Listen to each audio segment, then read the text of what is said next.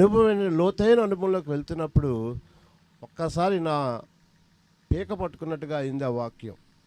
ఏమిటి ఆ వాక్యం అంటే, పౌలు గారు చెప్తున్నారు, 1 కొరింథీ రాసిన పత్రిక 9వ అధ్యాయము 16వ మాట.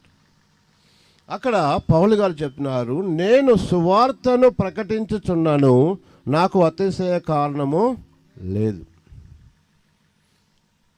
సువార్తను ప్రకటింపవలసిన భారము నా మీద మోపబడి ఉన్నది. అయ్యో, నేను సువార్తను ప్రకటింపకపోయిన ఎడల నాకు శ్రమ. ఇది ఎలా ఉందంటే, యేసయ్యను నమ్మిన నీకు నువ్వు మౌనంగా ఉంటే మరలా నీకు శ్రమే, నమ్మినందుకు ఏమి ప్రయోజనమో ఉండదు అని చెప్తే దాని యొక్క అర్థం అండి. నువ్వు కృపచేతనే, నేను కృపచేతనే దేవుని ద్వారా రక్షించబడిన మనము మౌనంగా ఉండకూడదని అక్కడ స్పష్టంగా